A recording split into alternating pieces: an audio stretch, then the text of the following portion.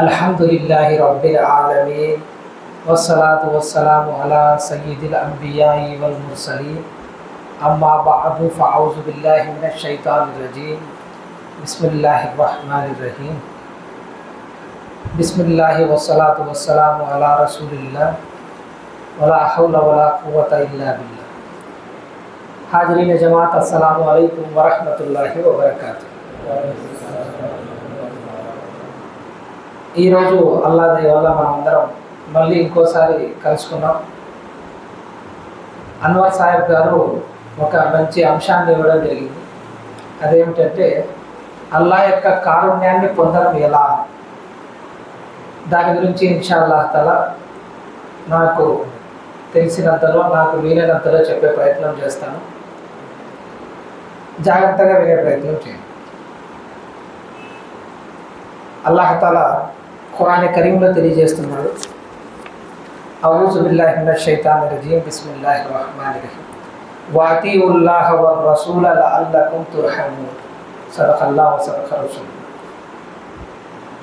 అల్లాహ్ తఆలా మనకు ఖురాన్లో కారుణ్యం ఎలా పొందాలో చాలా మార్గాలను చూపించాడు. మనం ఇన్ జనరల్గా ఏమనుకుంటా ఉంటామంటే ఒకరు బాగా దర్జాగా బతుకుతారు, పలుకుబడితో బతుకుతారు అంటే అల్లా కారుణ్యం మెండుగా ఉంది అనుకుంటారు. ఇంకొకరు మంచి ఆస్తిపాస్తులు కలిగి ఉన్నాడంటే అల్లా కారుణ్యం బాగుంది పోయి అల్లా బాగా చూసుకుంటాడు వాళ్ళను అనుకుంటారు. ఇంకొకరు ఆరోగ్యం బాగా ఉంది గడిచిపోతుంది అంటే అల్లా బాగా కారుణ్యం ఉంది పోయి అనుకుంటారు. ఇంకొకరు నమాజులు 5 పూట్ల చేస్తాడంటే అల్లా కారుణ్యం ఉంది అనుకుంటారు. ఇంకొకరు హజ్జ ఉమ్రాన చేసి వచ్చినామంటే అల్లా కారుణ్యం ఉంది అని చెప్పేసి అనుకుంటారు. ఇంకొకరు మంచి బాగా డబ్బు సంపాదించాడంటే అల్లా కారుణ్యం ఉంది అనుకుంటా ఉంటారు. అనుకుంటారా లేదా?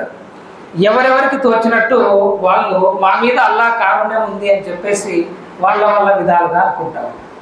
ఒక్కసారి మీరు ఆలోచిస్తే అల్లా కారుణ్యం అనేది మనము ఒక పరిస్థితుల్లోనో లేదా మనకు బాగా జరిగిందనో మనకు బాగా జరగలేదనో దాన్ని బట్టి నిర్ణయించేంత చిన్న విషయం కాదు అల్లాహ్ తఆలా యొక్క కారుణ్యం. ఒకవేళ మీరన్నదే నిజమైతే హజరత్ అయ్యూబ్ అలీస్సలాం గారు ఒక ప్రవక్త. హజరత్ అయ్యూబ్ అలీస్సలాం గారు ఒక ప్రవక్త. ఆయన తమ జీవితంలో చాలా కాలం వ్యాధిగ్రస్తులుగానే ఉన్నారు, కానీ అల్లాహ్ కారుణ్యంలో ఉన్నారు. మరి వ్యాధిగ్రస్తులుగా ఉన్నంత మాత్రాన అల్లాహ్ కారుణ్యం లేదని హజరత్ మొహమ్మద్ ముస్తఫా సల్లల్లాహు అలైహి వసల్లం గారు జీవితాంతం పేదరికంలోనే గడిపినారు. ఎంత పేదరికంలో అంటే ఆయన ఏ రోజు కూడా 2 పూటల మెత్తటి రొట్టెల్ని కూడా తినలేదు. 2 పూటల రొట్టెల్ని కూడా తినలేదు. మరి ఆయన ఎలవేళలా అల్లాహ్ కారుణ్యంలో ఉన్నాడు. సరేలేదా, అట్లయితే పేదరికంలో అనారోగ్యంతో ఉన్న వారందరూ కారుణ్యంలోనే ఉన్నట్ట అంటే కాదు. దావూద్ అలీస్సలాం గారికి అల్లాహ్ తఆలా భూమినంతా సామ్రాజ్యం ఇచ్చాడు. ఆయన అల్లాహ్ కారుణ్యంలో ఉన్నాడు. కాబట్టి ఇది మనం అంచనా వేసుకునేది కాదు. నేనేదో 4 మాటలు చెప్తున్నా అని అల్లాహ్ కారుణ్యం నా మీద ఉందని కాదు, మీరేదో కూర్చున్నారు వింటున్నారని చెప్పేసి మీ మీద లేదని కాదు, నాకు ఆరోగ్యం బాగలేదని నా మీద ఉన్నట్టు కాదు, మీకు ఆరోగ్యం బాగుందని మీ మీద లేనట్టు కాదు. అల్లాహ్ కారుణ్యం అనేది చాలా పెద్ద మాట. అది నా ఊహకు అందంది. అది నా ఊహకు అందంది. దాన్ని అర్థం చేసుకోవాలంటే ఒక హదీస్ చెప్తా వినండి. అది ఎంత పెద్దది అంటే ప్రియప్రవక్త సల్లల్లాహు అలైహి వసల్లం గారు అంటారు, ఏ వ్యక్తి కూడా అల్లాహ్ కారుణ్యం లేకుండా స్వర్గంలో ప్రవేశించలేడు అంటారు. ఏ వ్యక్తి కూడా, ప్రపంచంలో ఏ వ్యక్తి కూడా. వెంటనే సహాబాలు ధైర్యం చేసి, ఓ ప్రవక్త సల్లల్లాహు అలైహి వసల్లం మీరు కూడా అలా అంటారు. అల్లాహ్ మీరు కూడా అలా అంటారు. ఎంత పెద్ద మాట అది. దానికి ప్రియప్రవక్త సల్లల్లాహు అలైహి వసల్లం గారు, నేను కూడా ఎప్పటి వరకైతే నా అల్లాహ్ యొక్క కారుణ్యం నా మీద అవతరించదో, నన్ను అల్లాహ్ తన కారుణ్యంలోకి ఎప్పుడైతే తీసుకోడో అప్పటి వరకు నేను కూడా ప్రవేశించలేను అంటారు. ఇప్పుడు చెప్పండి, అల్లాహ్ కారుణ్యం అనేది ఎంత పెద్ద మాట. ఎంత పెద్ద మాట అంటే ప్రవక్తలు వాళ్ళ జీవితాంతం దేనికోసం దువా చేసినారంటే ఆస్తుల కోసం దువా చేయలే, ఆరోగ్యాల కోసం దువా చేయలే. దేనికోసం దువా చేసినారు? అల్లాహ్ కారుణ్యం కోసం దువా చేసినారు. అల్లాహ్ మమ్మల్ని కారుణ్యంలో తీసుకుంటే చాలా దువా చేసినారు. వలీలు దేనికోసం దువా చేశారు? అల్లాహ్ కారుణ్యం కోసం దువా చేసినారు. ఎందుకంటే అల్లాహ్ కారుణ్యం అనేది నువ్వు జీవితంలో ఎట్లా బతుకుతున్నావో దాన్ని బట్టి డిసైడ్ కాదు. అల్లా ఎవరిని కావాలంటే వారిని తమ కారుణ్యంలోకి తీసుకుంటాడు, ఎవరిని కావాలంటే వారిని తీసుకోడు. దానికోసం మనం ఏం చేయాలనేది కొన్ని ఖురాన్ నుంచి అల్లాహ్ తఆలా మనకు కొన్ని మార్గాలు చూపించినాడు. ఇవి చేయండి, మీరు నా కారుణ్యంలోకి వస్తారు. కాబట్టి ఆ మార్గాలు ఏంటో తెలుసుకునేటువంటి ప్రయత్నం చేయాలి. మొట్టమొదటిది, అల్లా కారుణ్యానికి మనం అర్హులం కావాలి అంటే, ఏది కారుణ్యంలోకి వచ్చినామని కాదు, అల్లా కారుణ్యానికి మనం అర్హత సాధించాలి అంటే కావాల్సినది మొట్టమొదటిది ఏమిటి అంటే అల్లాహ్ ఖురాన్లో తెలియజేస్తున్నాడు. ఔజు బిల్లాహి మినష్ షైతానిర్ రజీమ్ బిస్మిల్లాహిర్ రహ్మానిర్ రహీం ఇన్నల్లజీన ఆమను వల్లజీన హాజరు వజాహదు ఫీ సబీలిల్లాహ్ ఉలాయిక యర్జూన రహ్మతల్లాహ్ వల్లాహు గఫూరుర్ రహీం. అల్లాహ్ తఆలా అంటున్నాడు, మీరు నా కారుణ్యానికి అర్హత సంపాదించాలంటే, నా కారుణ్య పరిధిలోనికి రావాలంటే మీరు ఏం చేయాలి ముందు అంటే, ఇన్నల్లజీన ఆమను, ముందు మీరు విశ్వాసులు కావాలి. ఏం కావాలా? విశ్వాసులు కావాలి.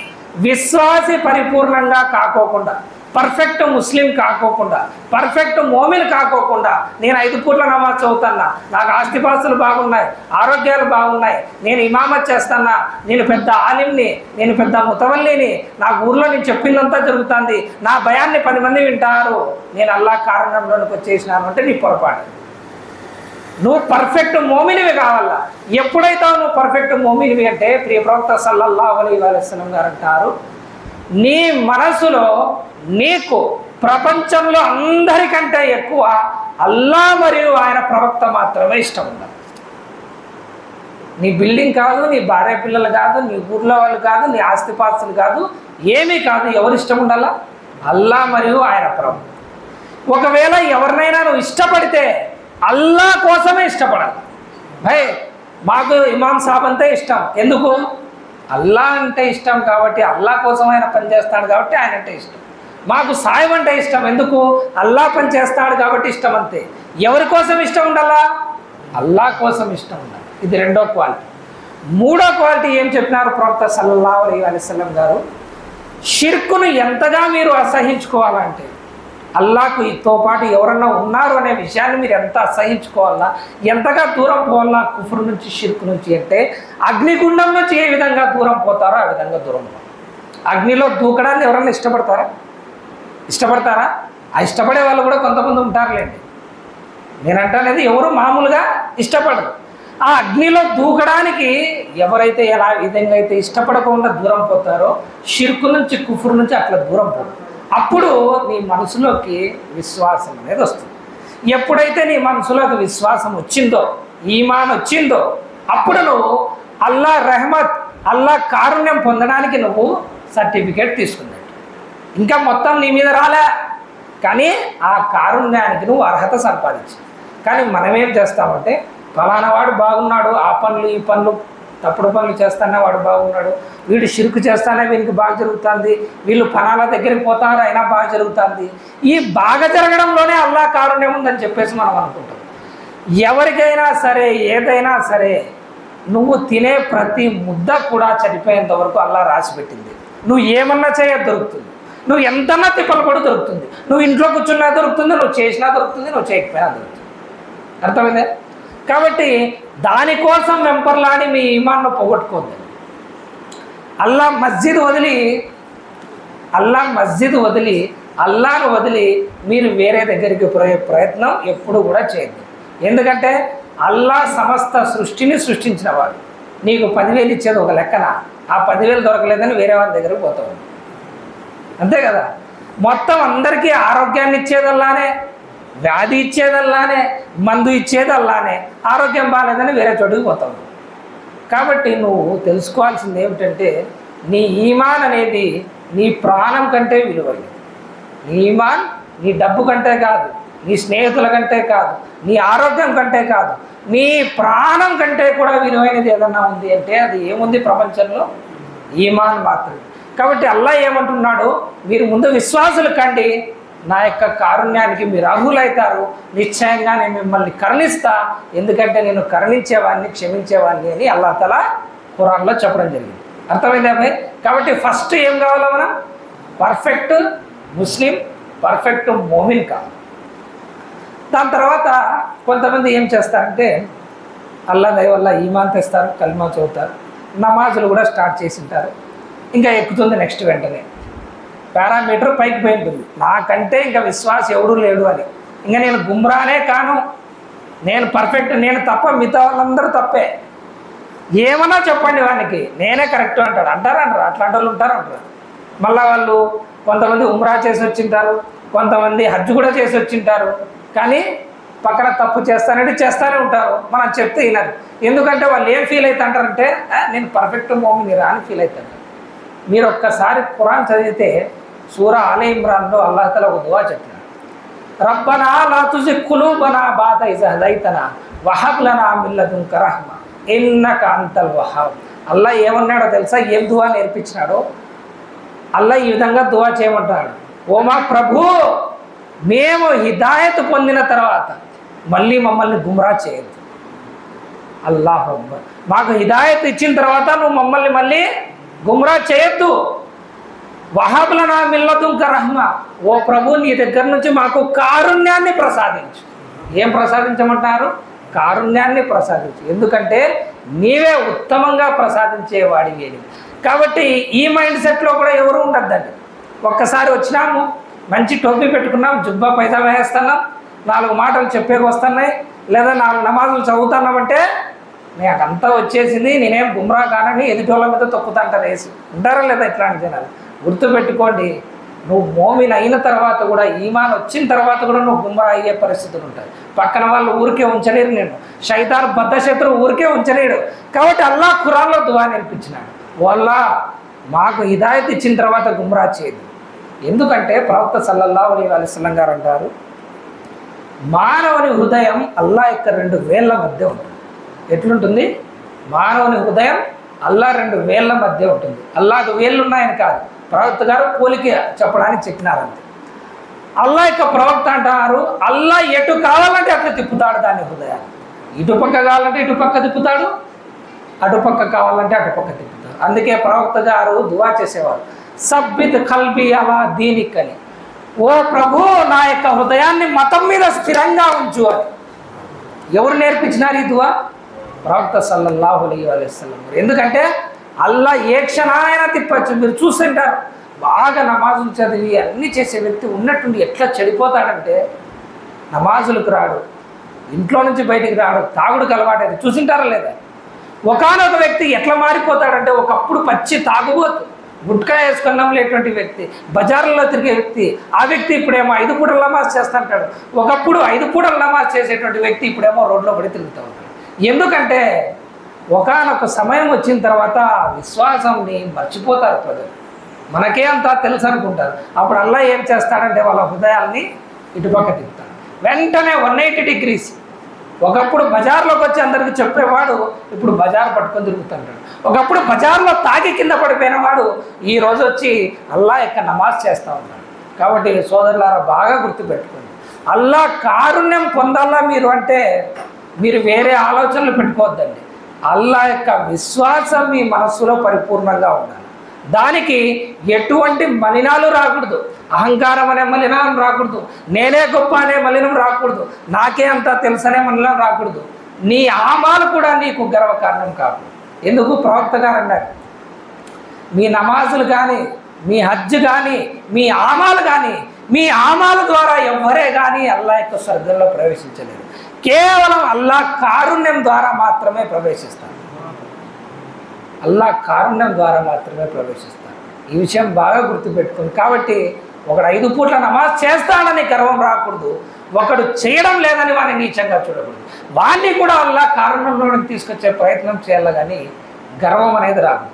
ఎప్పుడైతే ఈ దుర్గుణాలు మన మనసులోకి వస్తాయో అల్లాహ్ ఏం చేస్తాడు? దాన్ని తిప్పేస్తాడు.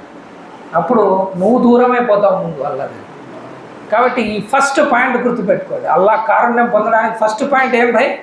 విశ్వాసం, ఈమాన్ పర్ఫెక్ట్గా ఉండాలి. అల్లాహ్ భయం ఉండాలా, ఈమాన్ పర్ఫెక్ట్గా ఉండాలా. మనసులోకి అహంకారం అనేది ఎప్పటికీ కూడా రాకూడదు, మాటల్లో కూడా రాకూడదు, చేతల్లో కూడా రాకూడదు, నడతల్లో కూడా రాకూడదు. ఏంది భయ అట్లాంటివి? మాటల్లో రాకూడదు, చేతల్లో రాకూడదు అంటే ఖురాన్ తీసి చదవండి. అల్లాహ్ అంటాడు, విశ్వాసులు ఎప్పుడూ కూడా వాళ్ళు అహంకారంగా నడవరు, భూమిపై నిక్కుకుంటూ నడవరు. ఇది విశ్వాసుల లక్షణం. మనం ఎట్లా ఎంత స్టైల్గా వాక్ చేస్తే హీరోలు, అది పెద్దది మనకు, అది గ్రేట్. కానీ అల్లా దాసులు ఎట్లా నడుస్తారో తెలుసా? అల్లా భయంతో వంగి వంగి నడుస్తారు, అల్లాకు భయపడతా నడుస్తారు. వాళ్ళ అడుగుల్లో నెమ్మదితనం ఉంటుంది. గర్వము అహంకారం అనేది ఎక్కడా వాళ్ళ నడకల్లో కనిపించదు, వాళ్ళ బట్టల్లో కనిపించదు. మీకు ఒకటి తెలుసో లేదో, ప్రవక్త సల్లల్లాహు అలైహి వసల్లం గారు మగవాళ్లకు బంగారము పట్టు వస్త్రాలు నిషేధించినారు. తెలుసా మీకు అందరికీ ఆ విషయం? మన వాళ్ళు బంగారం వేసుకోకూడదు పురుషులు, తెలుసా లేదా? హజరత్ ఇంట్లో ఉంగరాలు ఉన్నాయి హజరత్, బ్రాస్లెట్ ఉంది హజరత్, ఇప్పుడు నువ్వేమో వచ్చి నీకు కొత్త కొత్తవి చెప్తున్నావని అనుకోవచ్చు. కానీ పర్ఫెక్ట్ మోమిన్ అనేవాడు ఇవన్నీ విడిచినప్పుడే అవుతాడు. అర్థమైందా? ఎందుకు పెట్టలేదు ప్రవక్త గారంటే, బంగారం ఏమిటికి పనికి వస్తుంది చెప్పండి? ఏమిటికి పనికి వస్తుంది? టేస్ట్ బాగుంటుందా? టేస్ట్ బాగుంటుందా? ఏమన్నా బాగుంటుందా చెప్పండి? లేకపోతే తింటే బాగా కడుపు నిండుతుందా? అది అలంకారానికి, గర్వానికి ఒక నిదర్శనం మాత్రమే. 4 ఉంగరాలు ఉన్నాయి, బ్రాస్లెట్ ఉన్నాయి, చైన్ ఇంతలా ఉందంటే వాని స్థాయి, స్టేటస్ చూపిస్తాడో లేదా? మీరు పోయి చూడండి ఆడవాళ్ళ దగ్గర. ఆడవాళ్ళకి నిషేధం లేదులేండి, వాళ్ళు చేసుకోవచ్చు. వాళ్ళు పెళ్ళికి పోతే ఏం చూపిస్తారు? ఇది 6 తులాలు, ఇది ఎక్కడ చేయించినావు, అది ఎక్కడ చేయించినావు, ఇదే కదా వాళ్ళ డిస్కషన్. వాళ్ళు తమ స్టేటస్ని చూపించుకుంటారు. పురుషుడు ఎప్పుడూ కూడా ఒక స్టేటస్ని చూపించుకోకూడదు అని, గర్వం చూపించుకోకూడదు అని ప్రవక్త గారు మనకు అన్నీ నిషేధించినారు. ఆఖరికి పట్టు వస్త్రాలు బాగా నీళ్ళుకొని చొక్కాలు ఉంటే కూడా మనిషికి గర్వం వస్తుంది అని ప్రవక్త గారు అవి కూడా నిషేధించినారు. ప్రతి పాయింట్లో కూడా మనకు గర్వం దగ్గరికి పోవద్దండి అని అల్లా యొక్క ప్రవక్త నిషేధిస్తే మనం ఏం చేస్తాం భయ్? మనకు రోంత కొంచెం వస్తానే వచ్చేది ముందు ఏంటంటే గర్వం. బాగా గుర్తుపెట్టుకోండి, ప్రవక్త సల్లల్లాహు అలైహి వసల్లం గారు చెప్పినారు, ఎవరి మనస్సులో ఆవగింజంత విశ్వాసం ఉంటుందో వాడు స్వర్గంలో ప్రవేశిస్తాడు. సుబ్హానల్లాహ్. అదేవిధంగా భయపెట్టినారు, ఎవరి మనసులో ఆవగింజంత గర్వం ఉందో వాడు స్వర్గంలో ఎప్పటికీ ప్రవేశించాడో వాడు నరకంలో ప్రవేశిస్తాడు.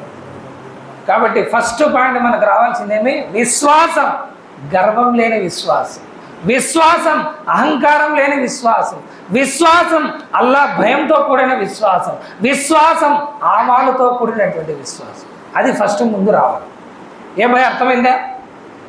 రెండవ పాయింట్, అల్లా మరో మార్గం చూపిస్తాడు మనకు కారుణ్యం ఏ విధంగా తెచ్చుకోవాలి. అల్లాహ్ తఆలా సూరా ఆల్ ఇమ్రాన్లో అంటున్నాడు, వాతీఉల్లాహ వ రసూల లఅల్లకుం తుర్హమూన్. అల్లాహకు విధేయత చూపండి, ప్రవక్తకు విధేయత చూపండి, తద్వారా మీరు కరుణించబడవచ్చు, అల్లాహ్ కారుణ్యం మీరు పొందవచ్చు. రెండే పాయింట్. ఫస్ట్ ఏమన్నాడు? విశ్వాసం. రెండో పాయింట్ ఏమన్నాడు అల్లాహ్ తఆలా ఖురాన్లో? అల్లాహకు విధేయత చూపండి, ప్రవక్తకు విధేయత చూపండి. విధేయత చూపడం అంటే ఏమి? విధేయత చూపడం అంటే ఏమి? వాళ్ళు చెప్పింది చెప్పినట్ల విని, విశ్వసించి, నమ్మి ఆచరించడాన్ని ఏమంటాం? విధేయత. ఊరికే గుడ్డిగా ఆచరించడం కూడా కాదు. ఇమాం సాబ్ ఏదో చదువుతా అంటాడో మనం ఏదో వింటాంటాం చూడు, ఇది కాదు విధేయత అంటే. అల్లాహ్ ఏం చెప్పినాడు అది వినాలా, అది అర్థం చేసుకోవాలా, దాన్ని నమ్మాలా. ప్రవక్త ఏం చెప్పినారు దాన్ని వినాలా, దాన్ని అర్థం చేసుకోవాలా, నమ్మాలా, ఆచరించే ప్రయత్నం చేయాలి. అప్పుడు అల్లాహ్ అంటున్నాడు, మీరు అల్లాహ్కి విధేయత చూపండి, మీ ప్రవక్తకు విధేయత చూపండి, తద్వారా మీరు కరుణించబడవచ్చు. మీ కారుణ్యమే కదా కావాలని ఈరోజు ప్రోగ్రాం పెట్టింది. అల్లాహ్ చెప్తాడు, ఫస్ట్ విశ్వాసం తెచ్చుకోండి అన్నాడు, నెక్స్ట్ విధేయత చూపండి అన్నాడు. మనం చూపిస్తున్నాము భయ్, మనల్ని మనం అద్దం ముందర నిలబెడదాం. అద్దంకి మాటలు వస్తే నేను అల్లాహ్ విధేయతలో ఉన్నానా, ప్రవక్త విధేయతలో ఉన్నానా, కనీసం నా గెటప్ చూసి చెప్పు అంటే అర్థం చెప్తాను, నువ్వు లేవు అంటారు. ఖచ్చితంగా చెప్తుంది. మనసులో చూసి చెప్పమనిలే మనం. ఏమి గెటప్ కనీసం చూపించేదానికైనా కనీసం ఉందా ఓ అద్దం అని మీరు అద్దం ముందర పోయి అడిగితే, అయ్యా అల్లాహ్ తఆలా నిన్ను సాదాసీదాగా బతకమన్నాడు, గర్వాహంకారాలు లేకుండా బతకమన్నాడు. నువ్వు నా దగ్గరకు వచ్చేమో స్టైల్ కొడతాను, ఆ బట్టలు వేసుకొని ఈ బట్టలు వేసుకున్నాడు. నీ ఫేస్ని నువ్వు ఎంత ఉన్నగా పెట్టుకున్నావు అంటే ఎండాకాలంలో మబ్బులు ఎంత తెల్లగా ఉంటాయో క్లీన్గా అంత తెల్లగా పెట్టుకున్నావు. కానీ నీ ప్రవక్త ఏమో గడ్డం విడిచామన్నాడు అంటుంది. అంటుందే అనగా నీ అద్దాన్ని పై అడుగు ఒకసారి చూసుకో. మనము బయటికే అల్లా మరియు ఆయన ప్రవక్తకు విధేయత చూపలేకున్నామే, ఏ ముఖం పెట్టుకొని నా మనసులో నేను అల్లాను ప్రవక్తను విశ్వసిస్తానా అని చెప్తాను. అల్లా ఏం చెప్పినాడు? నమాజులు చదవండి, ఖయామతులో నేను కాపాడుతాను అన్నాడు. కానీ మనకు ఊర్లో అన్ని పనులకు అందరి పనుల్లో వేలు పెట్టడానికి, అందరి జీవితాల్లో తెలుసుకోవడానికి, వాళ్ళ ఇంట్లో ఏం జరుగుతుంది వీళ్ళింట్లో ఏం జరుగుతుంది దగ్గర నుంచి ఈ రాష్ట్రానికి కాబోయే ముఖ్యమంత్రులు మంత్రులు వాళ్ళ జీవితాలు కూడా మనకు తెలుసు. కానీ నమాజ్ ఎట్లా చదవాలో మాత్రం తెలుసా? ఈ రోజున ఫలానా వాళ్ళ పరిస్థితి ఏమి, వాళ్ళ ఇంట్లో ఏం జరిగిందని టీ దగ్గర కూర్చొని 4 టీలు ఫ్రెండ్స్కు తాపించి మరీ వాని గురించి వాని కుటుంబం గురించి అడుగుతాం. అదే ఇమాం సాబ్ దగ్గరకు వచ్చి ఇమాం సాబ్ నమాజ్ ఎట్లా చేయాలో మాకు కొంచెం నేర్పించండి అని మాత్రం అడగదు. అంతే కదా భయ్. ఫలానా ఏ వ్యాపారంలో పెడితే లాభం వస్తుంది, ఆ స్కూల్లో పిల్లల్ని చదివిస్తే భవిష్యత్తు బాగుంటుంది అని అందరినీ పోయి ఊరంతా అడుగుతాం. హజరత్ ఖురాన్ ఎట్లా చదవాలా, నమాజ్ ఎట్లా చదవాలా, నాకేమన్నా సూరాలు నేర్పిస్తావా, రోజు ఒక అర్ధగంట వచ్చి కూర్చుంటాను అనేది మాత్రం రాదు. మరి ఏ రకంగా మనం అతిఉల్లాహు ఆ రసూల మనం ఫాలో అవుతాం చెప్పండి?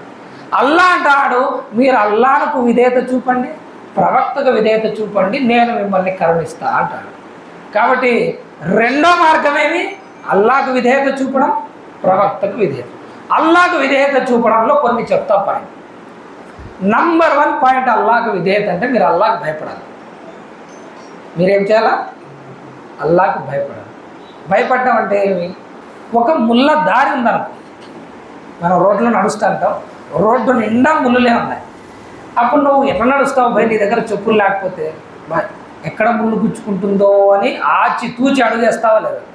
ఇక్కడ వేస్తే ముళ్ళు గుచ్చుకుంటుందేమో, ఇక్కడ వేస్తే ముళ్ళు గుచ్చుకుంటుందేమో అని జాగ్రత్తగా ఆచి తూచి అడుగేస్తావు కదా. నీ జీవితాన్ని కూడా నువ్వు అట్లే గడపాల. ఈ పని చేస్తే అల్లాహకు నచ్చుతుందో లేదో, ఈ పని అల్లా చేయమన్నాడో లేదో, ఈ పని హలాలో కాదో, ఈ పని ఏమన్నా హరామో ఏమో తెలుసుకొని చేద్దామని అల్లాహకు ప్రతి పని భయపడతా చేయాలి. మనం ఏం చేస్తాం భయ్?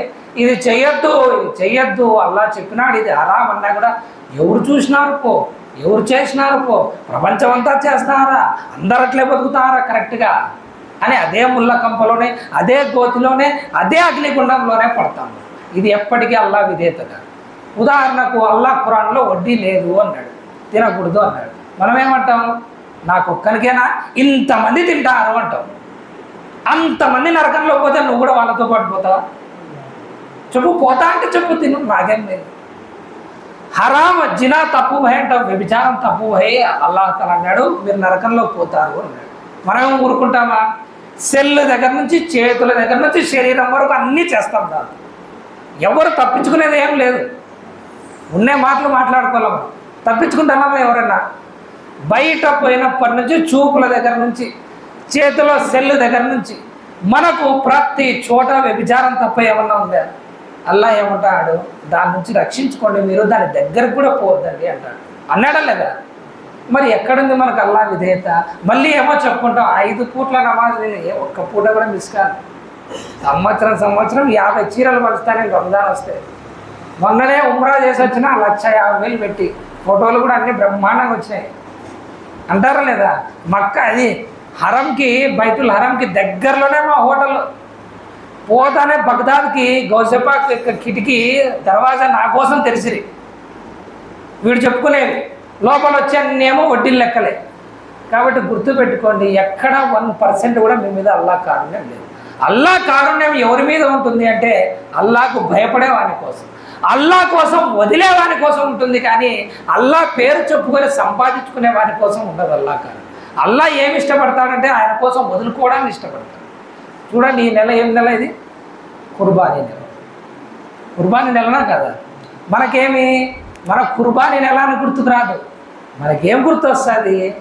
ఇందులో బక్రీద్ పండుగ వస్తుంది, మటన్ తెచ్చుకొని తినచ్చు, కొత్త బట్టలు వేసుకోవచ్చు, పిల్లలకు ఒకరోజు సెలవు వస్తుంది. కానీ ఇది ఏం నెల? ఇది కుర్బానీ నెల, త్యాగాల పండుగ ఇది. బక్రీద్ పండుగ ఏం పండుగ? త్యాగాల పండుగ. అది గుర్తు చేయడానికి ఎంత పెద్ద పరీక్ష పెట్టినాడు అల్లాహ్ ఇబ్రాహీం అలైహిస్సలాం కంటే కొడుకును జిబా చేయమన్నాడు అల్లాహ్. ఎవరిని? ఇంట్లో కోడి పిల్లని కాదు, ఏం జిబా చేయమన్నాడు? కొడుకు. ఆయన మన మాదిరి కాదు కదా, ఆయన విశ్వాసం ఆకాశమంత ఎత్తులో ఉండేది. అల్లాహ్ చెప్పినాడని అది కూడా కలలో చూపించినాడని చెప్పేసి కొడుకుని తీసుకెళ్ళి ఇస్మాయిల్ అలైహిస్సలాం గారిని జిబా చేసే తీసుకొని పోతే అల్లాహ్ తఆలా వాళ్ళ త్యాగానికి మెచ్చి, వాళ్ళ విశ్వాసానికి మెచ్చి ఇస్మాయిల్ అలైహిస్సలాం గారిని పక్కకు తీసి ఆకాశాల నుంచి ఒక గొర్రెపోతను దింపుతాడు అల్లాహ్. ఆ రకంగా మనకు కుర్బానీ అనేది వచ్చింది. అర్థమైందా? ఎందుకు పెట్టినాడు అల్లాహ్ అంటే ఇబ్రాహీం అలైహిస్సలాం చేసిన కుర్బానీ త్యాగం మీరు గుర్తు పెట్టుకోవాలా. మీరెలాగో మీ పిల్లల్ని ఇవ్వలేరు, మీకంత స్థాయి లేదు, మీకంత విశ్వాసం లేదు, కనీసము ఒక గొర్రెను పెంచి ఒక మేకను తీసుకొచ్చి దాన్ని బాగా చూసుకొని దాని ప్రేమను కుర్బానీ ఇవ్వండి, దాని మాంసాన్ని 10 మందికి పంచి మీ యొక్క ఆశను తీసేసుకోండి, దాన్ని కుర్బానీ ఇవ్వండి అన్నారు అల్లాహ్. మనకేం గుర్తొస్తుంది బే? ఆ కుర్బానీ గుర్తొస్తుందా? నువ్వు కుర్బానీ ఇచ్చినావంటే ఒక జంతువును కాదు నువ్వు కుర్బానీ ఇస్తానది. అల్లాహ్కి ఏం చెప్తున్నావు నువ్వు అంటే, వల్లా నేను నా దగ్గర ఉండే స్తోమతలో ఒక మేకను గొర్రెను కుర్బానీ ఇచ్చి నీకు ఏం మాట ఇస్తానా అంటే, వల్లా అవసరమైతే నా ధనం, నా మానం, నా ప్రాణం, నా సర్వం కూడా ఈ జిబా ఏ విధంగా ఇచ్చినానో, ఈ గొర్రెపోతల్ని ఏ విధంగా బలిచ్చినానో నా సకలాన్ని మొత్తం నీ కోసం బలిస్తాను అని నువ్వు మాటిస్తాను. అప్పుడు కదా అల్లాహ్ కారుణ్యం వచ్చేది. అల్లాహ్ యొక్క ప్రవక్త ఖురాన్లో ఈ విధంగా దువా చేయమని అల్లాహ్ చెప్తున్నాడు. నిశ్చయంగా నా నమాజ్, నా కుర్బానీ, నా యొక్క ఆరాధనలు, నా యొక్క జీవితం, నా యొక్క మరణం అన్నీ కూడా సర్వలోకాల ప్రభువు కొరకే అని అల్లాహ్ ఖురాన్లో చూపించాడు. ఇన్న సలాతి వనుసుకి వమహ్యాయ వమమాతి లిల్లాహి రబ్బిల్ ఆలమీన్. నా సర్వము కూడా ఎవరి కోసం? అల్లాహ్ తఆలా కోసం అల్లాహ్ ఖురాన్లో చెప్పించాడు. మన దగ్గర ఏముంది? ఏముండదు, చేతిలో చూసుకుంటే. కానీ కారుణ్యం మొత్తం మా దగ్గరే ఉందని బిల్డప్ మాత్రం ఉంటుంది. అది వదిలిపెట్టే, ఈ రోజు కన్నా వదిలిపెట్టే. మీకు రెండో మార్గం చెప్పిన. ఏ మార్గం? ఒకటి విశ్వాసం వల్ల కారుణ్యం పొందడానికి, 2 అల్లాహ్ విధేయత, ప్రవక్త విధేయత. ప్రవక్త విధేయత ఎంత మాత్రం ఉంది మన దగ్గర? ఒక వ్యక్తిని ఎదురుగా చూసి, పూర్వకాలంలో వలీలు ఉన్నారు. ఉదాహరణకు మా సిల్సిలా యొక్క గురువు షేక్ షహాబుద్దీన్ సొహరవర్దీ రహమతుల్లాహి తఆలా అలైహి గారు ఉన్నారు. ఆయన్ను చూస్తే ప్రజలు ఏమనే వాళ్ళంటే, అప్పటి కాలంలో పెద్ద పెద్ద బుజుర్గులు, ఆపాద మస్తకం తల నుండి పాదాల వరకు కూడా షేక్ షహాబుద్దీన్ సున్నతులతో, ప్రవక్తల సున్నతుతో నిండి ఉన్నాడు అనేవాళ్ళు. మనకేమంటారు? ఫలానా హీరో మాదిరి ఉన్నాడు, సేమ్ డిట్టో క్రాఫ్ట్, సేమ్ బట్టలు. వాడు ఎక్కడ చించుకుంటే మనం అక్కడే చించుకుంటాం. వాడు చేతికేస్తే మనం చేతికేస్తాం. వాడు గొంతులు వేస్తాం, మనం గొంతులు వేస్తాం. వాడు అడ్డంగా కొరిగించుకుంటే మనం అడ్డంగా, వాడు నిలువుగా కొరిగించుకుంటే మనం నిలువుగా. కానీ మన బుజుర్గులు ఎట్లుండ్రి భయ్? మళ్ళీ వాళ్ళ పేరు చెప్పుకొని అన్ని దాళ్ళకి తింటాం మనం. వాళ్ళు ఎట్లుండ్రి? ఆపాద మస్తకం తల నుంచి పాదాల వరకు కూడా ఎవరి సున్నత్ కనిపిస్తుండే? ప్రవక్తల సున్నతు వారి ముఖాల్లో, వారి అడుగుజాడల్లో తల నుంచి పాదాల వరకు కనిపిస్తాడు. అది అల్లాహకు విధేయత చూపడం అండి. సుబ్హానల్లాహ్, సుబ్హానల్లాహ్. మరి మనం విధేయత చూపుతానన్నా అల్లాహ్ ఏమంటాడు? మీరు అల్లాహకు విధేయత చూపండి, ప్రవక్తకు విధేయత చూపండి, నా కారుణ్యానికి మీరు పొందుతారు అంటారు. కాబట్టి బాగా గుర్తుపెట్టుకోండి. ప్రతి పనిలో కూడా ఒక ఫార్ములా మీరు బాగా గుర్తుపెట్టుకోండి. ఈ రోజు నుంచన్నా ఈ ఫార్ములా గుర్తుపెట్టుకోండి. అదేమంటే, రేపు పొద్దున లేచిన దగ్గర నుంచి మీ జీవితంలో ఎన్ని పనులు వస్తాయి చెప్పండి. ఏం పని చేస్తారో, ఏం తింటారో, ఏం బట్టలు వేసుకుంటారో, ఎక్కడికి పోతారు, తర్వాత ఎవరి దగ్గరికి వెళ్తారు, ఏం పనులు చేస్తారు, పెళ్ళిళ్ళు, పేరెంటాలు అన్నీ వస్తాయి కదా. నిఖా వస్తుంది, ఖతనా వస్తుంది, అఖీకా వస్తుంది, పిల్లలకు పెళ్ళిళ్ళు చేయడం అన్నీ వస్తాయి కదా. ఒక్క ఫార్ములా మీరు గుర్తుపెట్టుకోవాల్సింది ఏమిటంటే, మీరు ఆలింలను అడిగి, హజరత్ రేపు నా కొడుకు పెళ్ళి ఉంది, పెళ్ళి గురించి అల్లాహ్ తఆలా ఏం చెప్పినాడు, ప్రవక్త గారు ఏం చెప్పినారు, ఎట్లా చేయమంటారు చెప్పండి, నేను అట్లే చేస్తాను. అంటారా? రేపు పనికి పోతారు, హజరత్ పనికి పోయేటప్పుడు ప్రవక్త గారు ఏమేమి చదివిపోమన్నారు, ఇంటి నుంచి బయటికి పోయేటప్పుడు ఏం చదవమన్నారు, తినేటప్పుడు ఎట్లా తినమన్నారు, పడుకునేటప్పుడు ఎట్లా పడుకోమన్నారు, ఇవి నాకు కొంచెం నేర్పించండి. హజరత్ చెప్పినాడు, అల్లాహకు ఆయన ప్రవక్తలు విధేయత చూపమని, నేను ప్రవక్త చెప్పినట్లు ఆచరిస్తా, విధేయత చూపుతా, అదే చేస్తా, వేరేటి చెయ్యను అని ఒక గుడ్డి గుర్తు ఫార్ములా గుర్తుపెట్టు. ఇంట్లో ఎవరేం చెప్పినా మనకు అనవసరం, మనం ఎవరిది వినాలా? అల్లాది, ప్రవక్త. ఇంట్లో మా ముస్లిం అమ్మ వినడం లేదు, కానీ ఈసారికి ఇట్లా చేసేస్తాం. ఆమె మదీనా యూనివర్సిటీలో చదివచ్చిందే ఉన్నా లేదు, పాతకాలం పద్ధతులు, పాతకాలం తెలియనివి వాళ్ళు తప్పు చేస్తారని మనము చేయాల. వాళ్ళు గోతిలో పడితే నువ్వు వాళ్ళని బయటికి తీస్తావా, నువ్వు గోతిలో పడతావా? వాళ్ళు గోతిలో పడినారు భయ్, నువ్వు వాళ్ళని బయటికి తీయాలా? వాళ్ళతో పాటు నేను పడతాను, ఇద్దరం తోడుగా వాళ్ళతో పాటు పడతావా? ఏం చేయాలి? నువ్వు వాళ్ళని గోతిలో నుంచి బయటికి తీయాలి, చెప్పియాలా. ఆలిములతో ఇట్లా వాళ్ళ దగ్గరకు వచ్చి ఏది తప్పు ఏది కరెక్టు చెప్పించాలి.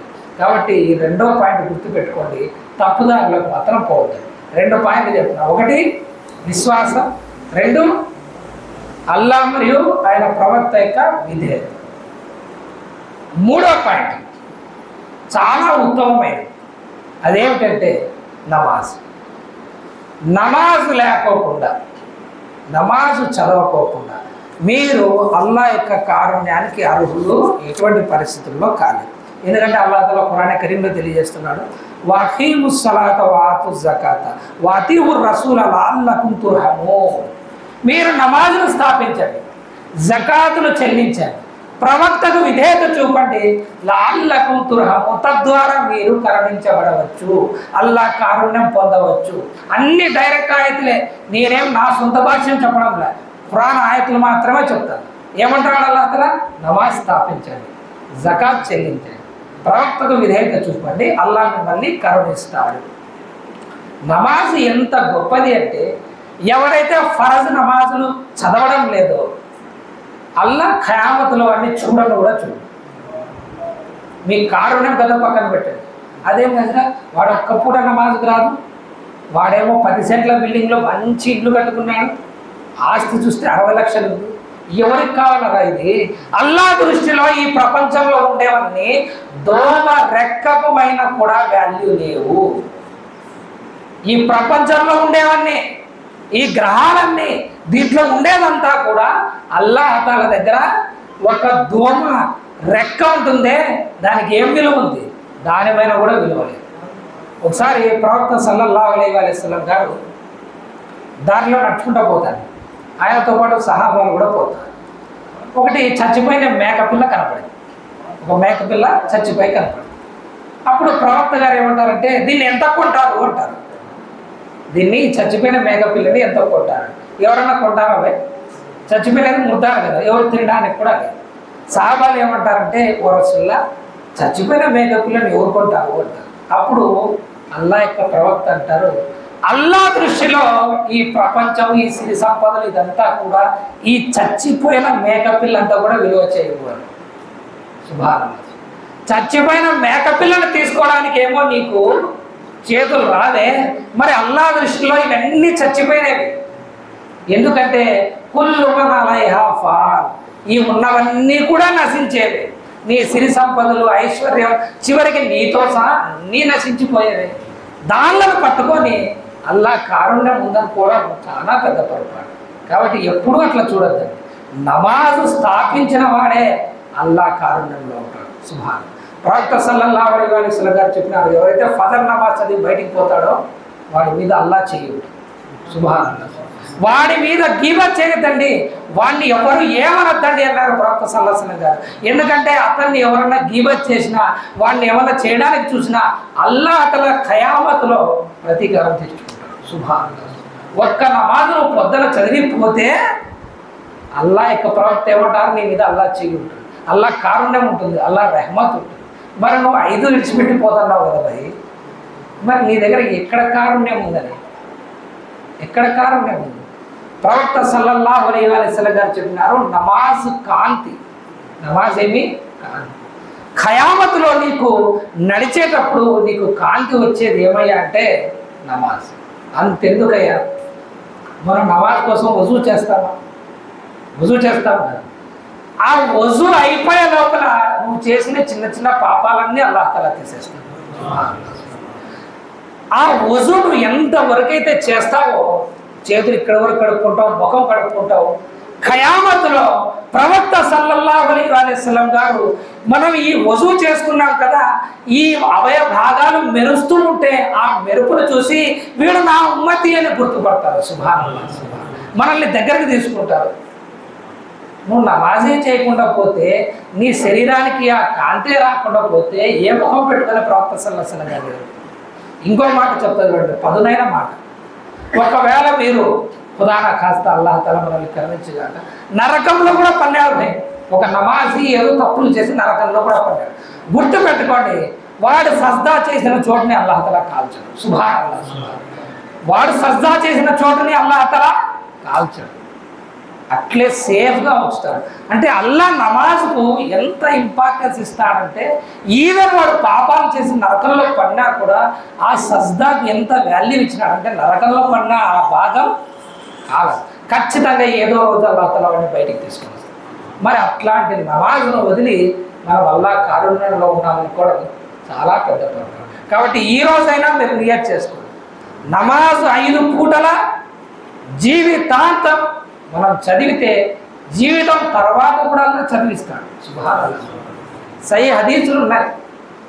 కొంతమందిని మోమిన్లను, పక్కా మోమిన్లను కవర్లో పెట్టిన తర్వాత అసలు సమయం అయితే వాళ్ళు ఫరిష్టాలతో ఉంటారు, నన్ను వదలండి, నాకు అసలు టైం అవుతుంది, నేను నమాజ్ చదవాల. అట్లా రావాలా మీకు? చచ్చిపోయిన తర్వాత కూడా నమాజ్ కోసం తాపత్రయపడే సిచ్యువేషన్ మీకు వస్తే అప్పుడు మీరు అల్లాహ్ కారుణ్యానికి అర్హులవుతారు. ఇంకొక మాట చెప్తున్నా, ప్రవక్త సల్లల్లాహు అలైహి వసల్లం గారు అన్నారు, ఎప్పుడు మనసు మస్జిద్ వైపు పీకుతా ఉంటుంది చూడండి. 1 గంట అయితే 1:30 నమాజ్ టైం అవుతుంది, పోవాలా 5 అయింది అసలు టైం అవుతుంది, పోవాలా అని చెప్తుంది. వాడి కాడ పని మీద లేదు ధ్యాస. ఎక్కడ పీకుతుంది? నమాజ్ వైపు పీకుతుంది. ప్రవక్త సల్లల్లాహు అలైహి వసల్లం గారు అన్నారు, ఖయామత్లో మీకు ఏ నీడ ఉండదు, చెట్టు నీడ ఉండదు, పుట్ట నీడ ఉండదు, కొండ నీడ ఉండదు, ఏ నీడ ఉండదు. ఉన్నది ఒకే ఒక్క నీడ, అల్లాహ్ కారుణ్యపు నీడ, అల్లాహ్ అర్షు నీడ.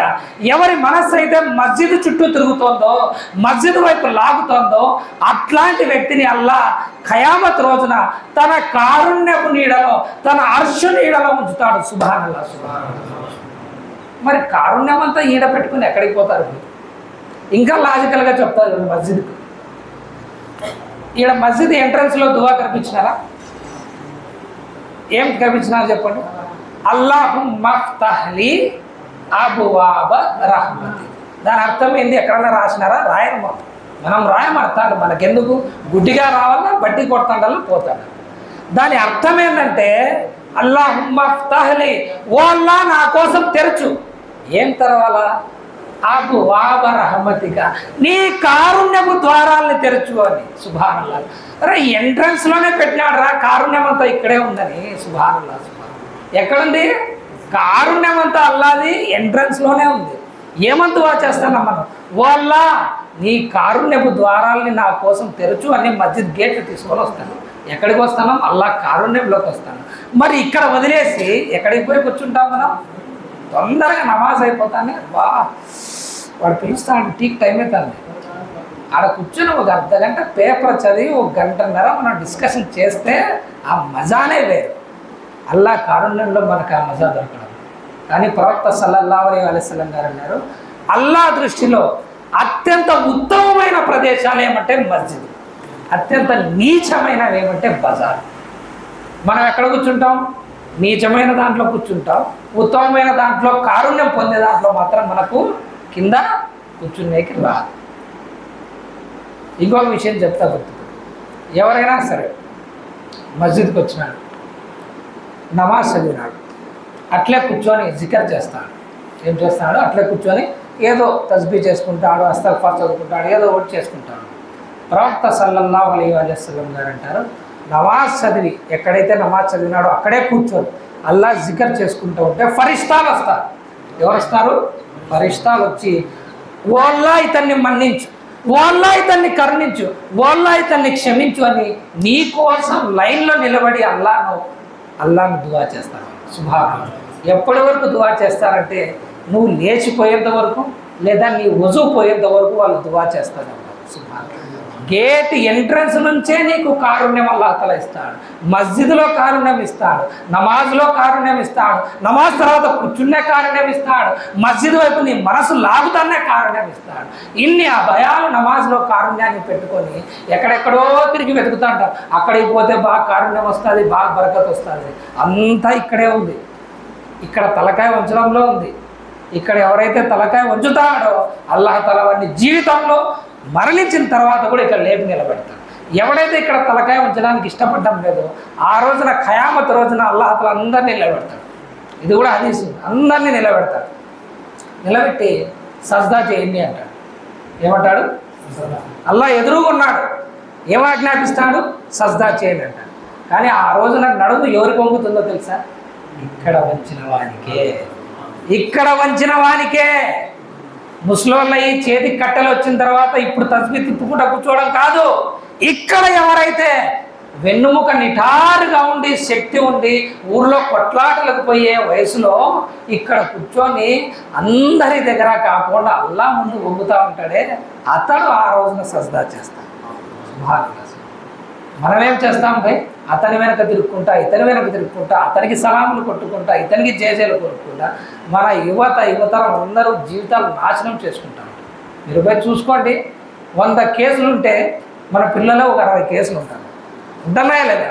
ఎందుకంటే మన ఇళ్లల్లో ఎప్పుడూ కూడా మనము అల్లాహ్ తఆలా గురించి చెప్పింది లేదు, అల్లాహ్ గురించి భయపెట్టింది లేదు. అల్లాహ్ దగ్గరికి పోతే మనకి ఏం దొరుకుతుంది ఆఖిరత్ గురించి చెప్పింది లేదు. వాడేమనుకుంటాడు? ఈ ప్రపంచంలో ఫలానా వాడు మంచి అధికారంలో ఉన్నాడు, వాడి దగ్గర పోయి జేజేలు కొడితే నాకు కొంచెం అధికారం వస్తుంది అనుకుంటాడు. అక్కడికి పోయి ఫలానా వాళ్ళ మనిషి అంటే నాకు మర్యాద ఇస్తారు అనుకుంటారు. అది కాదు మర్యాద అంటే. ఇతను అల్లాహ్ మనిషి, ఇతను అల్లాహ్ దాసుడని టైటిల్ వస్తుంది చూడు, అప్పుడు అల్లాహ్ నీకు మర్యాద ఇచ్చేది.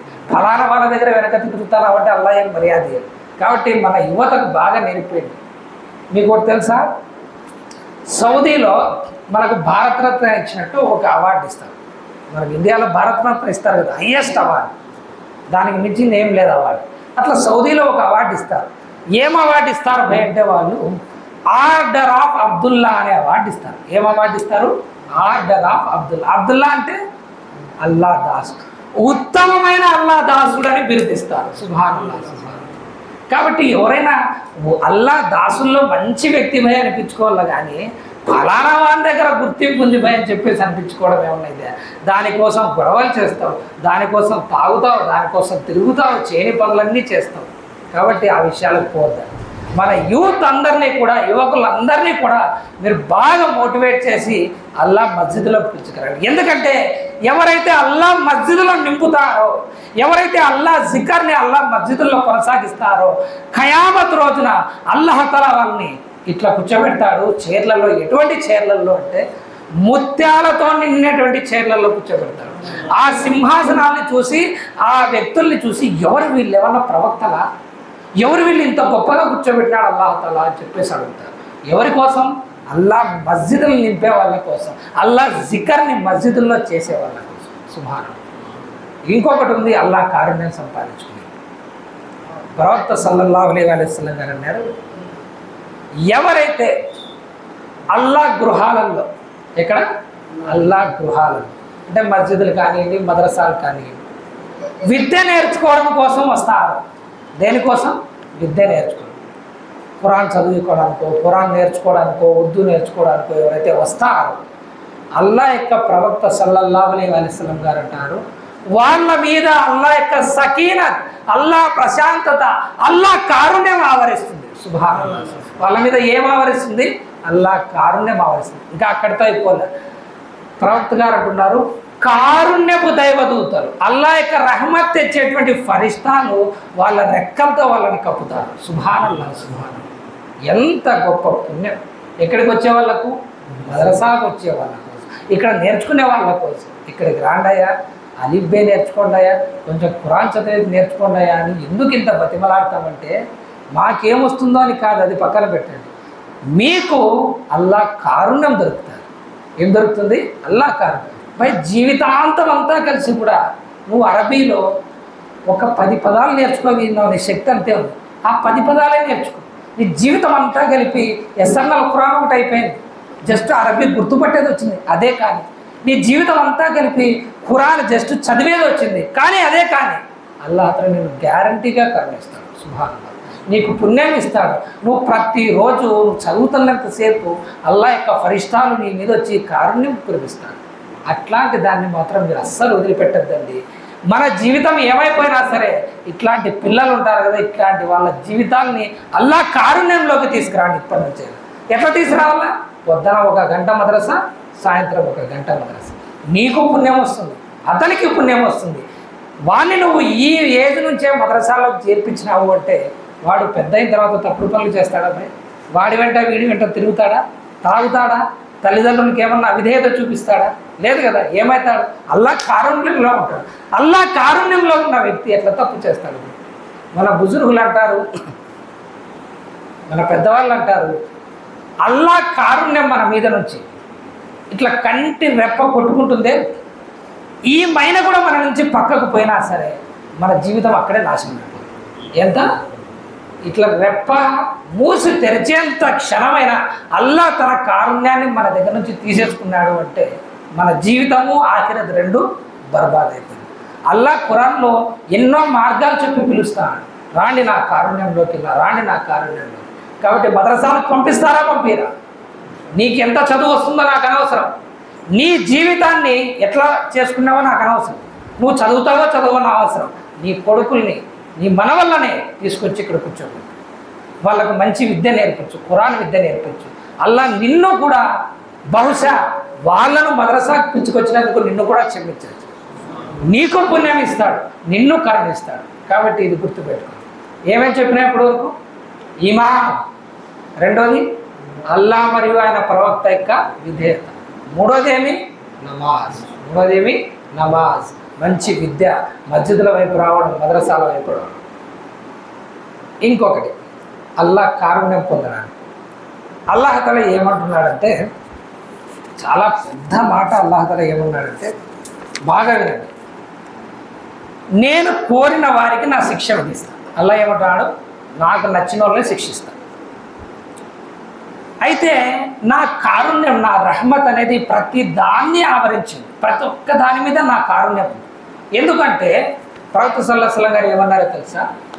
అల్లాహ్ తఆలా ఈ విశ్వాన్నంతా సృష్టించి తన కారుణ్యాన్ని 100 భాగాలు ఉంటే, ఆయన కారుణ్యం ఎంత?